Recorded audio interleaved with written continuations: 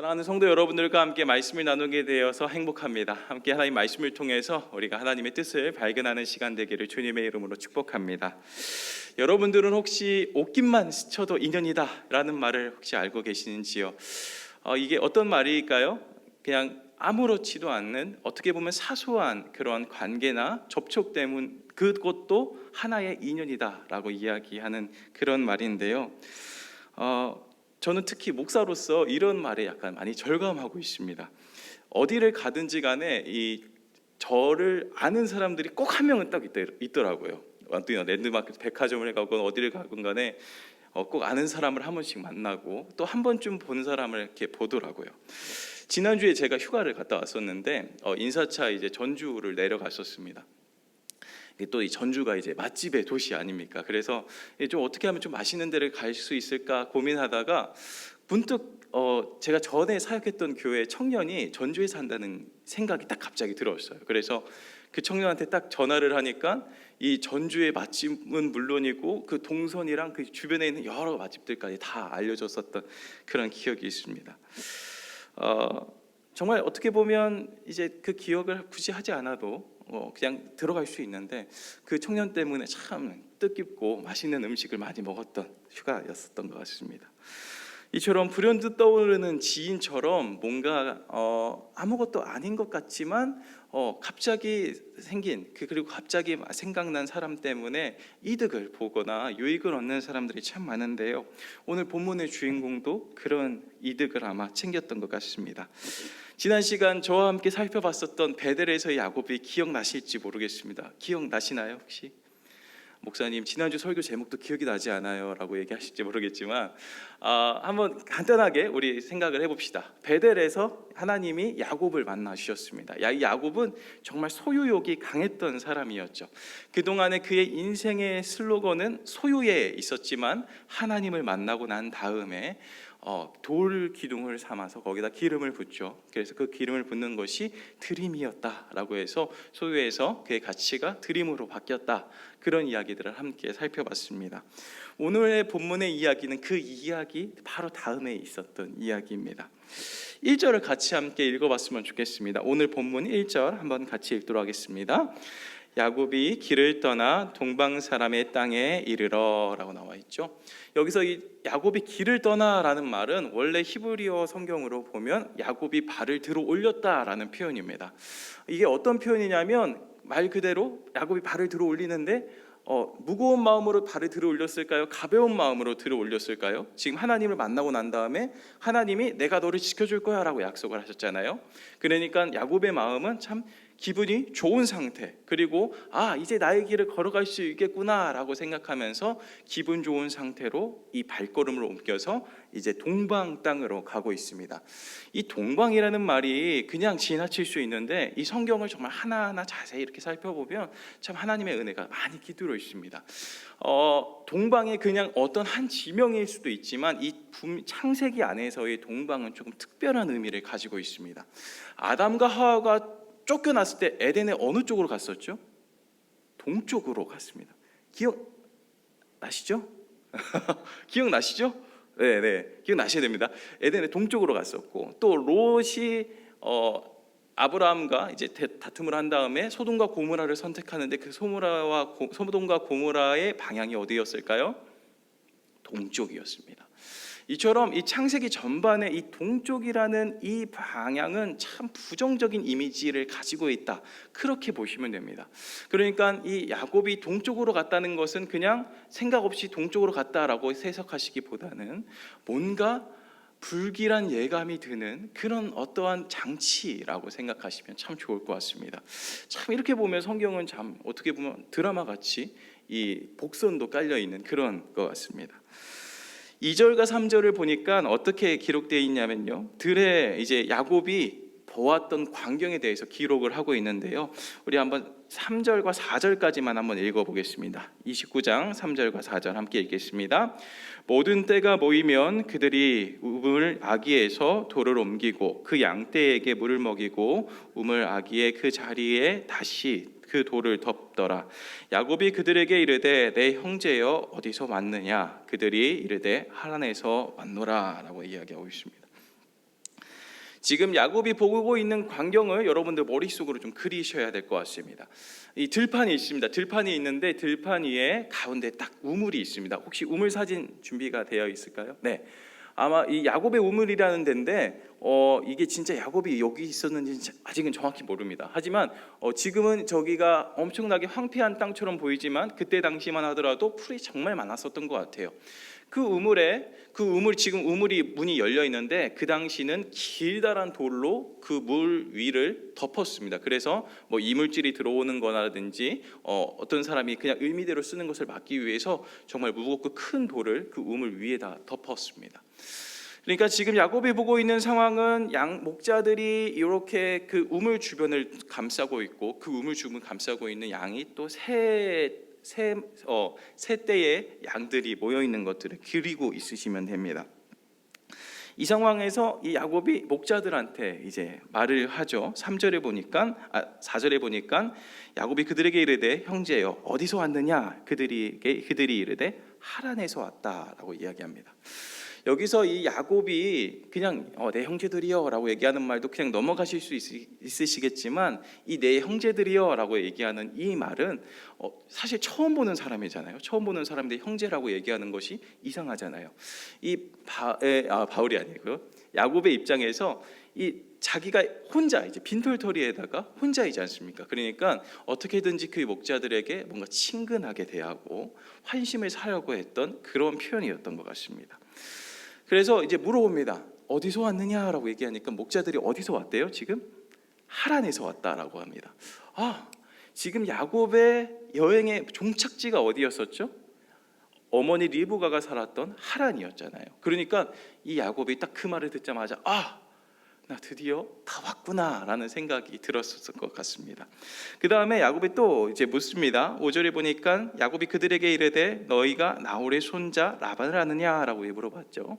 그러니까 뭐라고 대답합니까? 그들이 이르되 아노라라고 대답을 하죠. 라반에 대해서 알고 있다라고 얘기하는 것은 두 가지로 해석이 가능한데요. 첫 번째는 이 라반이랑 정말 친한 사람이 이 목자들이었다는 해석도 있고, 두 번째는 라반이 그만큼 재물과 재산이 많아서 주변 사람들이 다 알고 있었다라는 해석이 가능합니다. 저는 두 가지 다 취하고 싶은데요. 어찌됐든 이 갑자기 처음 본 사람이 내가 그토록 가고 싶었던 하란에서 온 사람이었고, 거기에다가 나의 친척인 라반도 알고 있는 사람입니다. 자, 근데 마침 6절에 보니까 야곱이 그들에게 이르되 그가 평안하냐 이르되 평안하니라라고 이야기를 하죠. 이 평안하냐라고 얘기하는 것은 샬롬을 뜻합니다. 그러니까 그냥 우리가 생각하는 것처럼 뭔가 안부를 묻는 거죠. 뭐 건강하세요? 이렇게 물어보는 거랑 똑같습니다. 그러니까 건강하다라고 얘기하고, 근데 그때 마침 그의 딸 라헬이 지금 양을 몰고 오고 있다라고 이야기합니다. 정말 기묘하지 않습니까? 어떻게 정말 우연히 마주친 목자들에게서 그리고 야곱이 정말 원했던 장소, 그리고 사람, 그리고 심지어 그 사람의 딸까지 만나게 되죠. 그 사람에 대해서 우리는 이후의 사건을 모른다고 잠깐 생각하고, 여러분들이 만약 야곱이라면 이 상황에서 여러분은 어떻게 하셨을 거라고 생각하십니까? 성경을 볼 때 이렇게 이제 자기 그 성경 인물의 자기의 감정을 대입해서 읽으면 참 그 성경 보는 눈이 넓어지는데요. 여러분들이 만약 야곱이라고 하면 지금 라헬이 저 끝에서 오고 있습니다. 그럼 여러분들 어떻게 하시겠습니까? 지금 제가 만약 야곱이라고 한다면 지금 이야기하고 있는 그 목자들의 이야기를 끝내고 난 다음에 바로 라헬한테 달려가서 내가 네 친척이야. 너네 우리 외삼촌을 좀 보고 싶은데라고 이야기하지 않겠습니까? 그런데 오늘 성경의 본문에 야곱은 좀 다른 행동을 합니다. 7절과 8절인데요. 한번 같이 읽어볼까요? 7절과 8절 한번 읽어보도록 하겠습니다. 읽겠습니다. 야곱이 이르되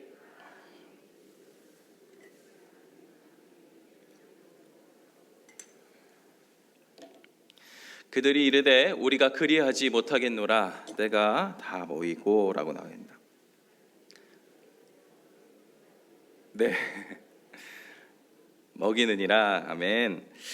목자들이 갑자기 야곱이 목자에게 뜬금없는 말을 하죠. 어떤 말을 합니까? 아직 해가 높이 있기 때문에 양이 모일 시간이 아니다. 그러니까 어서 양들에게 물을 마시게 하고 들에 가서 양들의 풀을 먹게 하라라고 이야기하고 있습니다. 우리가 이 부분을 볼 때 좀 생각해야 되는 부분이 있는데요. 야곱의 원래 직업이 뭐였을까요? 주일학교의 기억이 떠오르시지 않나요, 혹시? 에서는 사냥을 했었고 야곱은 뭐를 했던 사람이었죠? 양을 치는 사람이었었잖아요. 목자였었습니다. 그러니까 이 양에 대해서 누구보다 잘 아는 야곱의 눈에 그 목자들의 모습이 보였을까요? 안 보였을까요? 보였을 겁니다. 그러니까 이 말을 약간 좀 뉘앙스를 살려서 번역을 하면, 야, 니네 지금 해가 중천에 떴는데 일도 제대로 하지도 않고 지금 뭐 하고 있느냐? 어서 가서 일해라 라는 말입니다. 이 말이. 성경 전반을 보면 이 야곱이 참 성실했음을 알 수 있습니다. 성실하기도 하고, 그리고 자기 일에 대해서 정말 전문적이고 정말 똑부러지게 일을 정말 잘했던 것 같아요. 그러니까 그런 야곱의 눈에는 이 목자들이 정말 게으르고 일을 제대로 하지 않는 모습에 대해서 꾸짖고 있는 장면입니다.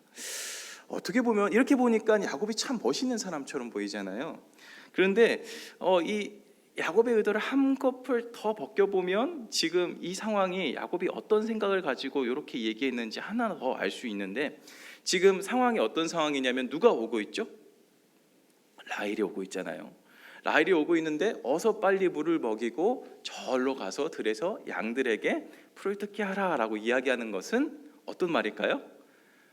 얼른 가서 나는 저 라헬이랑 같이 얘기하고 싶으니까 저는 얼른 가서 나는 라헬이랑 얼른 단둘이 이야기하고 싶다, 그런 얘기가 아닐까 싶습니다. 어떻게 보면 이렇게 보니까 참 야곱은 계산이 빠르고 민첩했던 사람이었던 것 같습니다. 근데 그러한 야곱의 말에 목자들이 어떻게 이야기하죠? 그리하지 못하겠노라라고 이야기합니다. 그 이유가 뭐냐면 그 우물 위에 돌이 있는데 이 돌을 옮기려면 나 혼자서는 못해. 많은 목자들이 이 돌을 옮기고 물을 먹여야 우리 갈 수 있다, 이렇게 대답을 하죠. 정말 야곱의 입장에서는 눈치가 없는 이 목자들이라고 생각할 수 있겠지만, 이 목자라는 개념에 대해서 우리가 한 번 더 다시 생각해 보면 좋을 것 같은데요. 이 당시에 목자는, 그러니까 우리가 생각했을 때 목자들은 양을 치는 사람이잖아요. 그러니까 양이 자기들의 소유물이라고 생각할 수 있겠지만, 이 당시도 그렇고 지금도 아마 그렇습니다. 대부분의 목자들은 소작농, 그러니까 주인에게 그 어떠한 그 일부를 띄어받아 가지고 대신 일을 해주는 소위 말하는 아르바이트생들입니다. 관리인들이죠. 그러다 보니까 양이 내 양일까요? 아니면 남의 양일까요? 남의 양이잖아요. 그러니까 제대로 일을 할까요? 안 할까요? 안 합니다. 그러니까 이 야곱도 이거를 알고 있고 목자들도 이거를 알고 있으니까 이런 이해관계에서 조금 오늘 이야기가 오고 가고 있는 겁니다. 자, 9절을 한번 같이 읽어봤으면 좋겠는데요. 9절 한번 읽어보겠습니다. 시작. 야곱이 그들과 말하는 동안 라헬이 그의 아버지의 양들과 함께 오니 그가 그의 양들을 치고 있었기 때문이라 라고 나와 있습니다. 야곱이 지금 라헬이 저 끝에서 아마 계속 이렇게 왔던 것 같아요. 근데 야곱과 목자들이 계속 이야기를 지속하고 있었습니다. 좀 빨리 좀 가라고, 나 안 갈 거야, 이러면서 계속 이야기를 하고 있었던 것 같아요. 근데 시간이 지나자 야곱이 드디어 여기까지 이야기하고 있는 것까지 왔죠. 이거 보니까 구조를 자세히 보니까 라헬이 그의 아버지의 양들과 함께 오니라고 나와 있습니다. 이런 걸 보니까 그냥 라헬이 그냥 아버지를 많이 도와주는 효녀였구나라고 생각하실지 모르겠지만, 아까도 이야기했죠. 양을 치는 직업은 힘든 직업일까요? 쉬운 직업일까요? 엄청 힘든 직업입니다. 근데 그 힘든 일을 자신의 두 번째 딸한테 맡겼다. 이거 어떤 의미일까요? 우리가 생각했을 때 다윗을 생각하면 됩니다. 다윗이 막내였는데 다윗의 직업이 뭐였죠? 목동이었잖아요. 그것처럼 이 라헬은 이 가정에서 참 많이 어떻게 보면 학대를 받고 사랑을 받지 못했던 사람이었던 것 같습니다.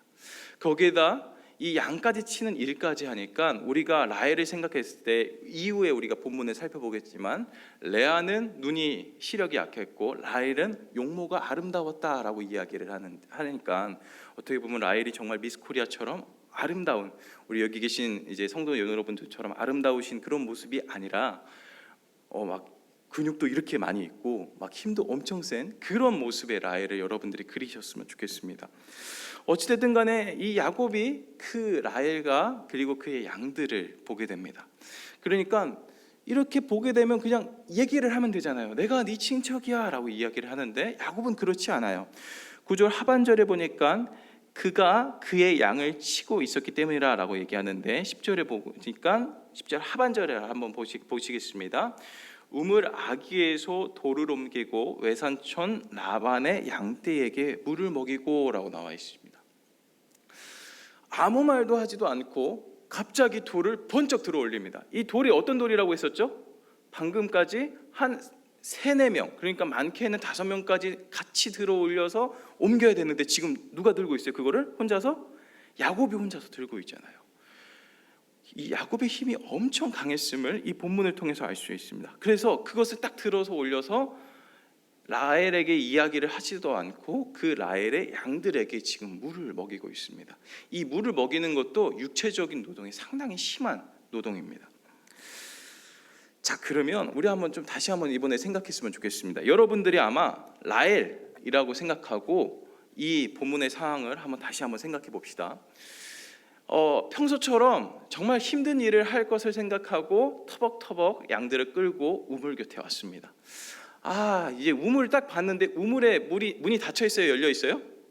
닫혀 있잖아요. 그러니까 또 이 게으른 목자들에게 돌을 옮겨달라고 이야기하고 이런 여러 가지 일들을 생각하면서 나는 오늘 또 집에 일찍 가긴 글렀구나라는 생각을 하는 생각으로 왔을 겁니다. 그런데 갑자기 딱 보니까 저 멀리서 처음 보는 청년이 딱 등장하는 겁니다.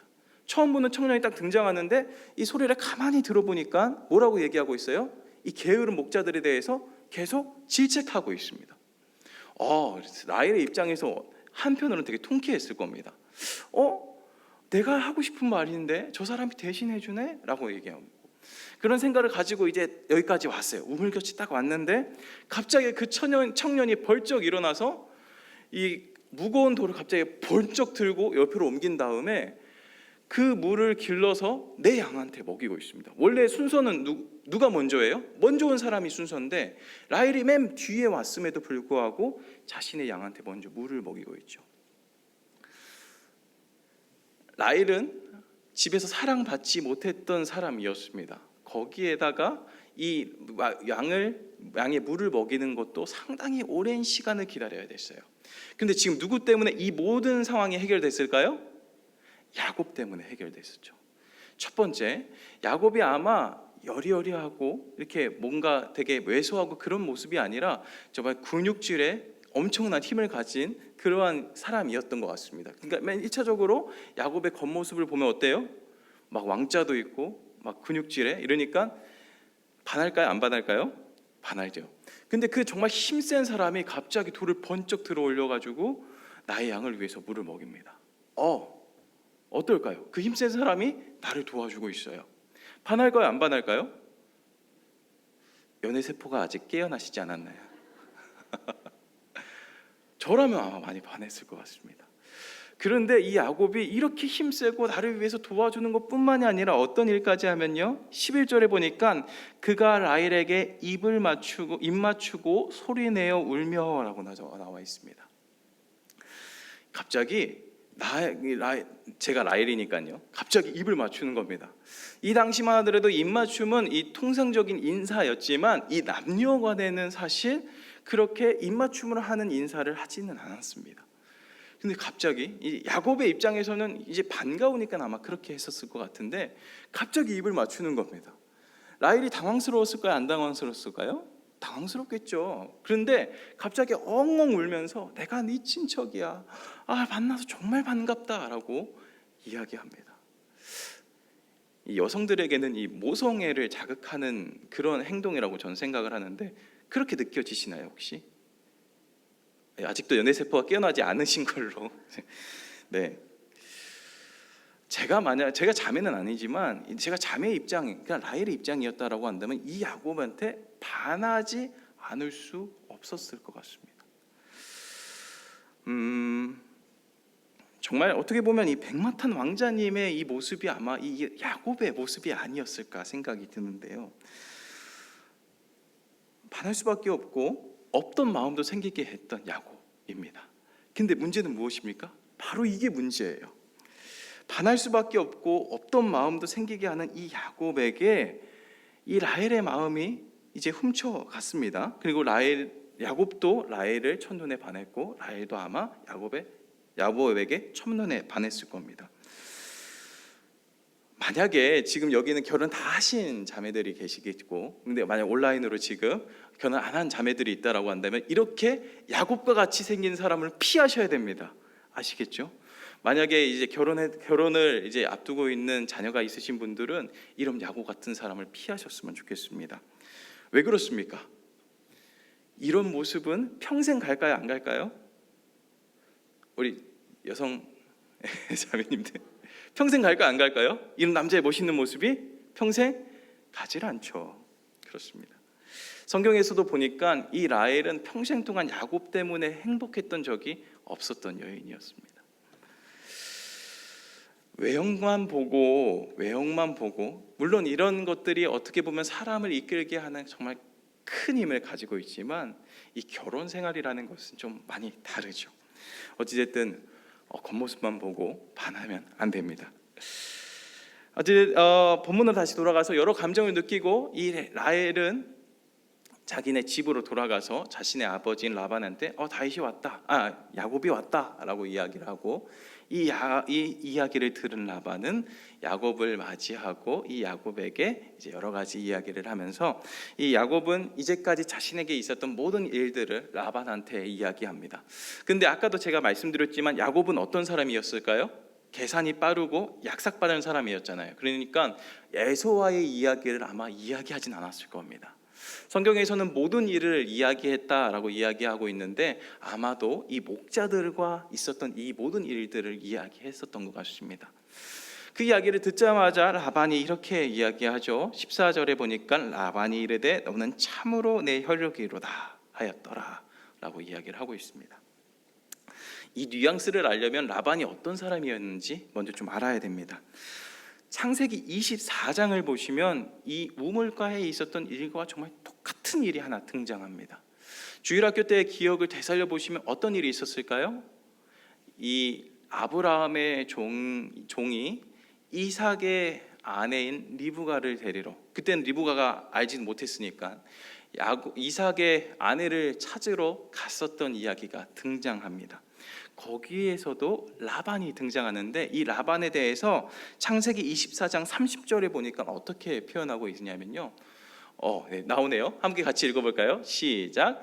그의 누이 구호리와 그의 손목의 손목고리를 보고 또 그의 누이 리브가라 그 사람이 자기에게 이같이 말하더라 함을 듣고 그 사람으로 나아감이라 그때에 그가 우물가 낙타 곁에 서 있더라.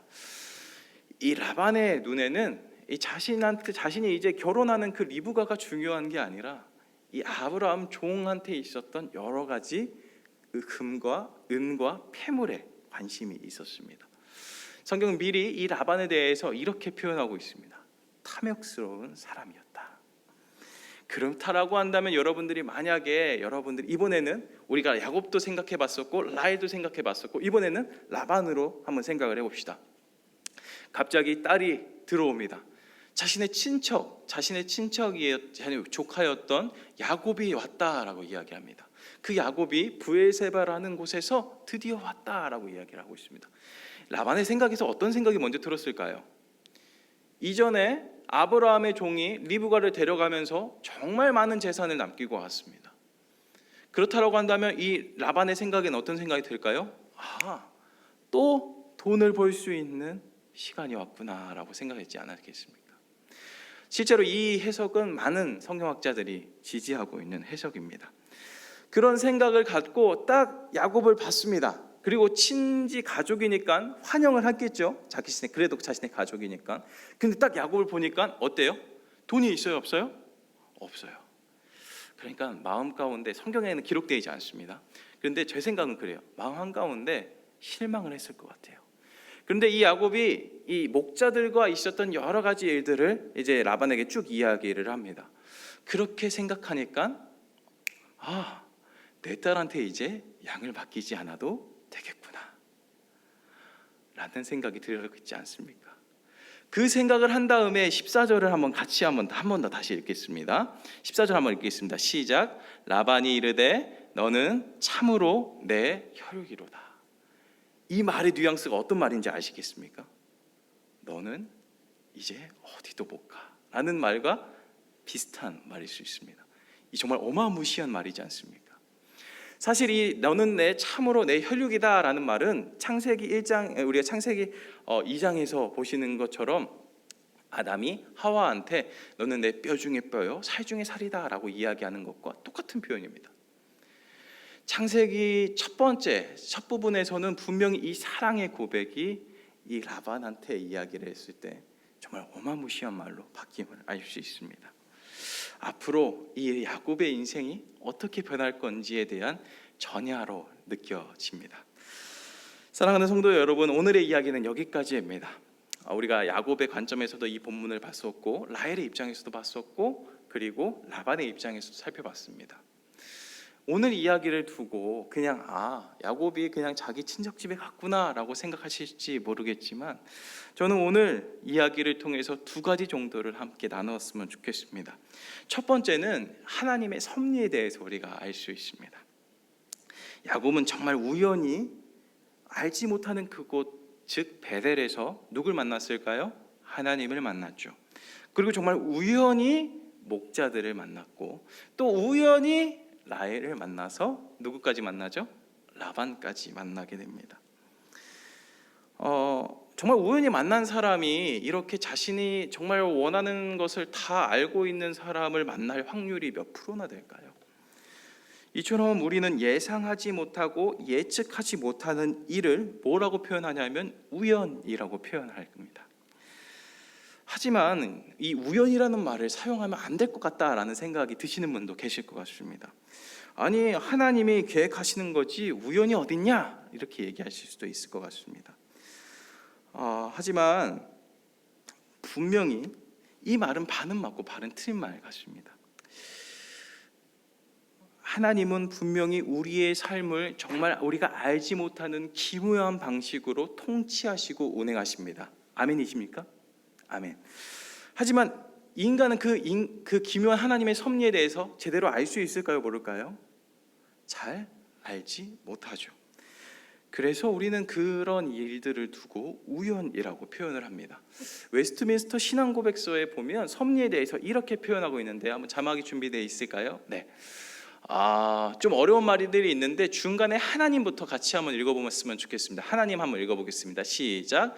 하나님은 그들의 제2의 원인의 성격에 따라 혹은 필연적으로 자유롭게 또는 어떻게 해요? 우연적으로 일어나도록 어떻게 하셨다? 정하셨다. 이렇게 얘기한다라고 한다면 누가 여러분들에게 우연이 있어? 라고 물어보면 여러분들 어떻게 답하셔야 될까요? 답하시기 싫으세요? 우연히 있다라고 얘기하셔야 됩니다. 우연히 있습니다. 하지만 우리 마음속에서는 우연도 누가 정하신 거예요? 하나님이 정하신 겁니다. 단지 우리는 그것에 대해서 모르기 때문에 우연이라고 이야기하는 거죠. 그렇습니다. 하나님은 모든 것을 섭리하시고 운행하시는데 우리가 알지 못하는 방식으로, 그리고 우리가 예측하지 못하는 방식으로도 일하시기도 합니다. 그래서 우리는 그것들을 보고 우연이라고 이야기합니다. 재작년에 담임 목사님이 룻기를 설교하실 때도 우리가 기억하지 않습니까? 룻이 우연히 보아스의 밭에 들어가고 우연히 보아스를 만나는 것처럼 하나님은 우연을 통해서도 일하십니다. 우리의 인생에서 종종 우연한 일들을 보게 되죠. 우연히 안 좋은 일을 만날 수도 있고 우연히 좋은 일을 만나 기쁠 수도 있습니다. 하지만 이 모든 일을 대하는 우리의 태도는 하나님께서 우리를 지키시고 움직이고 계시다는 믿음을 가지고 있어야 됩니다. 오늘 본문 야곱처럼 하나님의 이름을 한 번도 어떻게 보면 이 야곱이 지금 우연히 모든 일들이 잘 풀려나가는 것은 누구 때문이죠? 지금 하나님 때문인데 하나님에 대해서 이야기하는 구절이 단 한 번도 없습니다.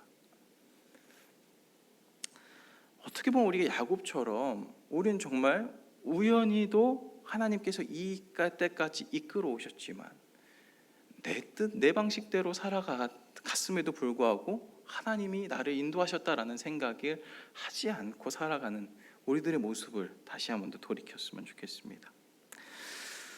하나님은 그의 기쁘신 뜻대로 우리를 지키시고 보호하십니다. 그 기쁘신 뜻 가운데서는 우연도 존재함을 우리 성도 여러분들이 믿으시기를 축복합니다. 두 번째 생각해 볼 점은 앞서 제가 말씀드렸다시피 이 본문의 이야기는 분명히 아브라함의 종이 리브가를 데리고 올 때에 있었던 일과 똑같은 일이 일어났었습니다. 우리가 주일학교의 기억을 되살려 봐서 이 야곱과 아브라함의 종이 뭐가 달랐는지 가만히 살펴봤으면 좋겠어요. 똑같은 일을 벌였습니다. 그리고 똑같이 결혼 상대를 얻게 되었습니다. 그런데 아브라함의 종과 야곱의 차이는 무엇이었냐면 기도였습니다. 창세기 24장 12절을 읽어보면 그때에 아브라함의 종이 리브가를 만나기 전에 기도합니다. 뭐라고 기도하냐면 하나님 나를 인도해 주세요. 하나님 내가 정말로 하나님 뜻에 하나님 눈에 보시기 좋은 그리고 우리 주인이 좋아하는 그러한 며느리를 데리고 갈 수 있도록 도와주세요라고 기도합니다. 하지만 여러분들 본문 보셨지만 야곱이 기도했던 적이 있었을까요? 없습니다. 어떤 것이 하나님이 원하시는 모습일까요? 다윗은 끝까지 자신의 힘과 지혜만 의존했습니다. 그리고 심지어 결과도 그렇게 나쁜 결과는 아니에요. 좋은 결과이죠. 빈털터리였고 나그네 신세였던 야곱이 드디어 안전한 집에 거주하게 되니까 어떻게 보면 참 좋은 결과입니다. 근데 그 좋은 결과가 나중에 더 비참해지는 결과로 바뀌어감을 우리는 알 수 있죠. 우리가 결혼이라고 이 아브라함, 이 야곱과 이삭의 결혼에 대해서 생각해서 그냥 결혼하는구나라고 생각하실지 모르겠지만 이 창세기에서의 결혼은 하나님과의 약속을 이루는 첫 번째 가장 중요한 시작점입니다. 가장 중요한 시작점에 지금 아브라함과 그 아브라함의 종은 기도했고 야곱은 그렇게 하지 않았습니다. 우리는 얼마나 기도하고 있습니까? 기도해야 된다는 건 정말 너무 많이 들었잖아요. 심지어 우리 작년에 이엠바운드 기도 시리즈 우리 부목사님들 통해서 담임 목사님 통해서 다 들으셨잖아요. 그 말씀을 듣고 기도까지 했습니다. 근데 지금 여러분들 어떠십니까? 제가 말씀드리는 여기서의 기도는 그냥 어떻게 시간을 따로 떼어놔서 기도하는 것뿐만이 아니라 여러분들 일상에서의 기도를 이야기하고 있습니다. 사랑하는 성도 여러분, 우리는 얼마나 하나님의 뜻을 구하며 그 하나님의 뜻을 실천하고 그리고 하나님의 뜻을 선택하면서 기도하고 있습니까? 오히려 야곱과 같은 모습으로 자신의 눈에 오른 대로 선택하면서 살고 있지는 않은지요. 이미 하나님의 사랑을 받고 그의 섭리대로 운행될 것을 알면서도 기도하지 않는 것은 야곱과 별반 다르지 않는 모습인 것 같습니다. 우리 기도해야 됩니다. 지금 우리의 상황에서 또한 우리의 모습을 보면서 기도하지 않는 것은 정말로 위험한 일입니다. 더욱이 인생의 중요한 기로에 서 있는 분들이 여기 꼭 계실 겁니다. 그분들에게 힘주어 권면합니다. 기도하셔야 됩니다. 듣고 또 듣고 정말 지겨울 정도로 이 기도하라는 말이 정말 뻔한 말처럼 들리실지 모르겠지만 오늘 성경 본문이 우리에게 이야기하고 있는 것은 기도하라라는 것입니다. 하나님의 도우심과 인도하심을 기대하며 기도할 때에 비로소 하나님의 뜻을 받아들일 수 있는 마음이 생깁니다. 말씀을 마무리하기를 원합니다. 베델에서 하나님을 만난 야곱은 여전히 자신의 힘과 능력을 의지했던 사람이었습니다. 그의 할아버지와는 정말 너무나도 다르게 비슷한 상황에서 기도하지 않고 자신의 능력만 의지했죠. 자신의 옳은 뜻대로 행하였고 또한 심지어 그렇게 했을 때 좋은 결과까지 드러났습니다. 하지만 인간의 얄팍한 마음으로 선택한 그곳에서 야곱은 정말 처절하리라 만큼 어마무시한 사람을 통해서 깎이고 또 깎이게 됩니다. 우리도 똑같습니다. 때로 기도하지 않고 선택한 결과가 좋을 수도 있습니다. 또 오히려 기도를 하고 선택한 결과가 나쁠 수도 있죠. 이런 일들이 계속 발생하면 자연스럽게 기도하지 않고 나의 생각과 나의 방식대로만 선택할 수밖에 없게 됩니다. 하지만 오늘 본문은 그런 우리의 생각과 우리의 반응이 잘못됐다 이야기합니다. 그리고 기도할 것을 요구합니다. 그 결과가 어떻게 나오든 하나님의 인도하심을 구하고 하나님의 도우심을 구하는 사람에게 하나님은 놀라운 은혜를 허락하십니다. 사랑하는 성도 여러분, 기도하는 성도들이 되기를 주님의 이름으로 축복합니다.